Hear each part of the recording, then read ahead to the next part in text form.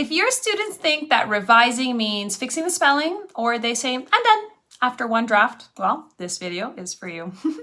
Today, I'm going to show you how to teach revising so that kids actually understand what they're doing. Plus, I'm going to share routines, mini lessons, and the materials that you can use right away. Hey, teacher trailblazers, I'm Mariana, and on this channel, Three Peaks Classroom, we keep things practical. Strategies that work in real classrooms.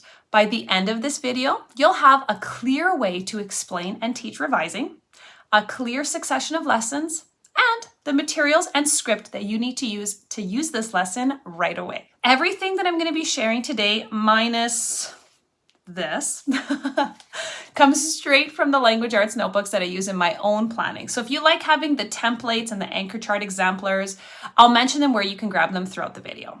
Here's the biggest mistake that we all fall into sometimes. We send the kids to edit way too early, but then they polish writing that doesn't actually say what they want it to say. And we've all been there. We've read kids' writing, and it's obvious that they've just copied something, or worse, there is no clear idea.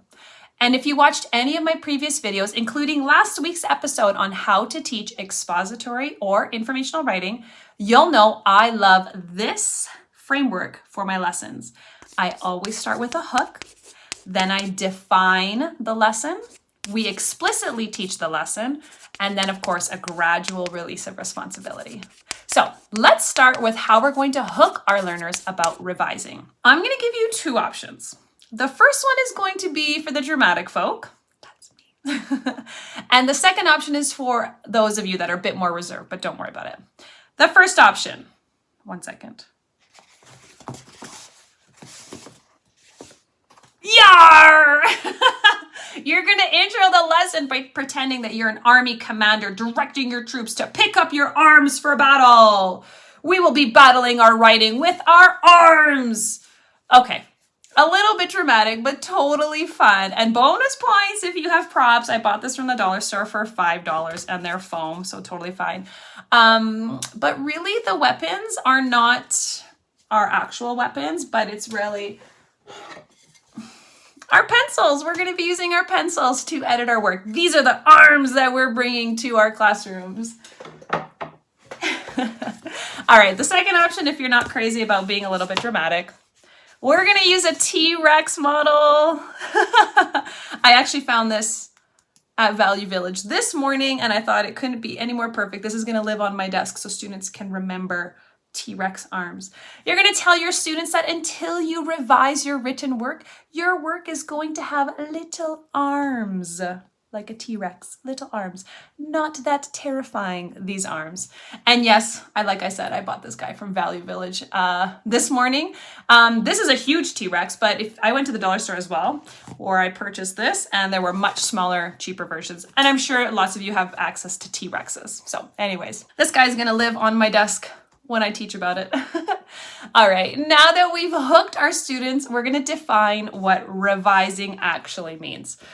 Before we explicitly teach anything, we need to make one crystal clear definition that students can repeat so that they understand the difference between revising and editing. We're going to say it like this to our students. Revising means I change my writing to make it better for the reader. Editing means I fix my writing so that it follows the rules. And here's like an awesome teaching line. Revising is for the reader, editing is for the rules. I love that so much. I would actually make a poster, like an anchor chart poster, so that it's up on our wall so that students know there's a difference between revising and editing. A quick analogy that I love that is kid friendly is like revising is like remodeling or building your house.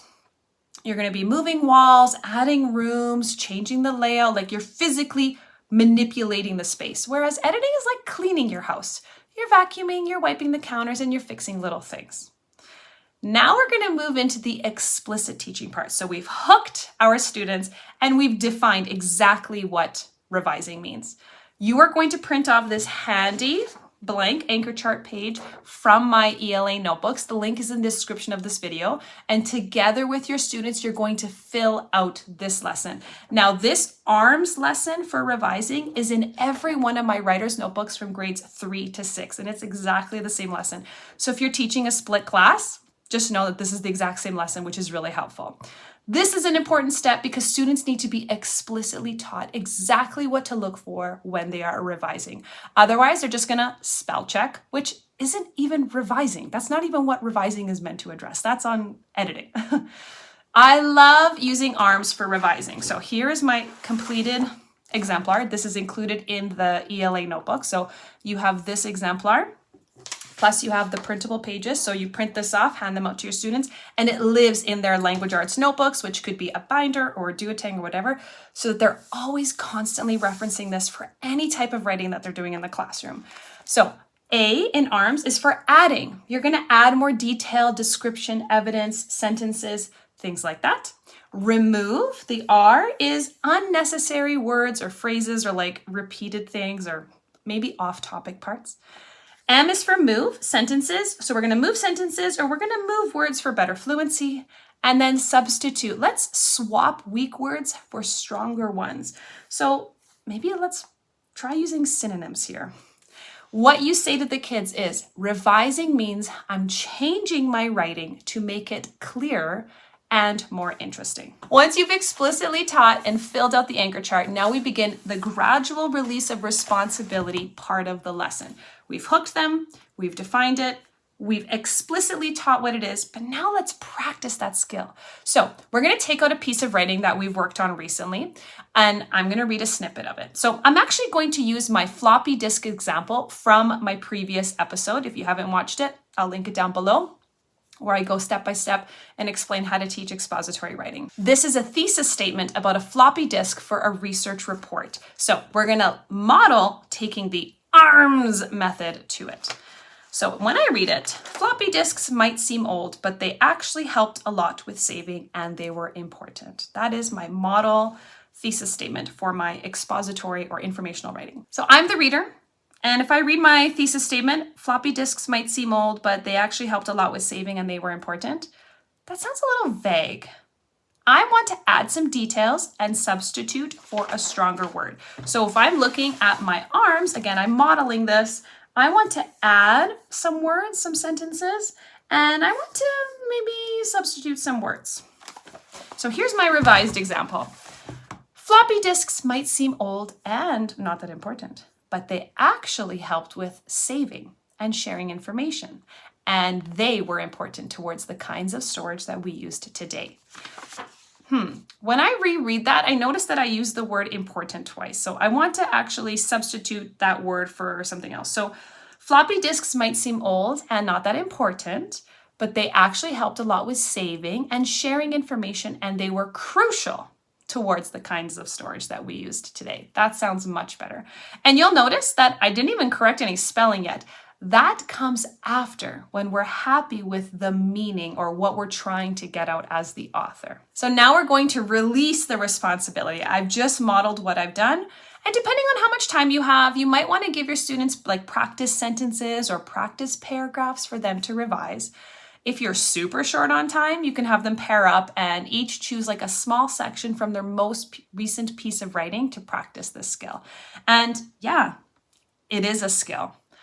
This is something that they need to practice frequently in order to get better at it, because students might read this and they might be happy with their work, but there's always ways to improve and revise it. So it is a skill that we need to develop. Having students peer review their friends' work is such an invaluable practice piece. Not only can they practice this skill, they can seek clarification from the author themselves to see what the message that you were trying to send here when you wrote this. So if I'm reading something for a friend and it's not very clear, I can actually go up to the author and I can say, I know you're talking about this, but I'm not quite sure what you're trying to say. That is valuable information for the author. Remember, this is not peer editing. This is peer reviewing.